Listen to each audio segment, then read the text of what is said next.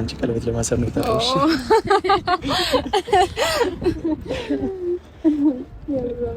ኤል አንዴና ለመጨረሻ ጊዜ ማለት ነው ምንም ተፈጠረ ተብሎ ቆይ ተደስተን ሳናበቃ ይሄን ደስታ ወደዚህኛው እንዴት ነው ቆባ እንደ እንደዚህ ልቀይር የቻለውና ያ ቆይ ምን አስበው ነው ምንድነው?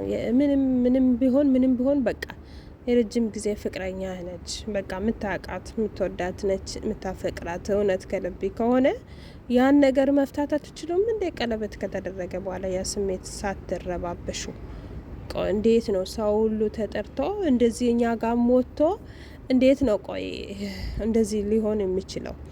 እናንተ በቃ እንደዚህ የሆነ ነገር ካልተፈጠረ በቃ ውላችሁ ማደር አትችሉም እንዴ? ረያ በጣም አበዛሁ። አሁንማ እውነት እንዴ ምንድነው? ቆይ የምናየው ቤተሰብ እና እንዴት ናችሁ? ደህና ናችሁ? እኔ ጋር ሁሉ ሰላም ነው፣ እግዚአብሔር ይመስገን። እናንተ ጋር ሁሉ ሰላም ነው ወይ? ስራ፣ ጤና ሁሉ መልካም? እግዚአብሔር በያላችሁበት ይጠብቃችሁ። በጣም ነው ያዘንኩት። የዛሬ ቪዲዮ በእርግጥ ሁላችንንም አሳዝኖናል እና ሄሎ በጣም ነው ያሳዘነችን። በአንዴ ስሜቱ እንደዚህ ሲቀየር አስቡትና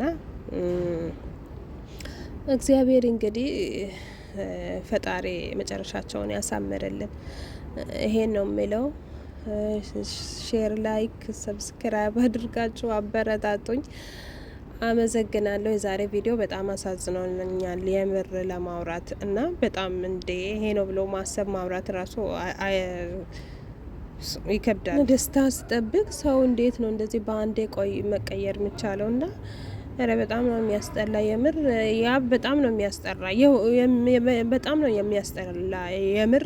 በቃ ማውራት ራሱ አንድ ቤት ተያያዘ እንዴ ሄሉ እንዴት ሆናለች? እና እንዴት ነው ቆይ የምናየው እኛ ራሱ ስሜታችን በጣም እንባዬ ነው መጣ። እውነት አስበው እንግዲህ ደስታ ስጠብቅ የሆነ እንዲህ ስሜት የሚረባብሽ ነገር እንትን ሲል ማለት ነው ስከሰት እንዴ ምን ማለት ነው? ቆይ ቀልድ ነው? ጫወታ ቃቃ ጫወታ ነው እንዴ ተያያዛችሁት? ቆይ ምንድን ነው ቆይ እንደዚህ መሆን? እናንተ ህፃን እስከ መቼ ነው? በቃ እስከ መቼ ነው እንዴ? በቃ ይብቃ። ምንድን ነው እናንተ እና እንዴት ናያችሁት የዛሬን ቪዲዮ ቤተሰብ? እውነት በጣም ነው የተከፋሁት፣ በጣም ነው ያዘንኩት። በእንደዚህ አይነት ቪዲዮ ባይመጡ ደስ ይለኛል። ሁሌም እነግራቸዋለሁ ግን እኔን አይሰሙኝም።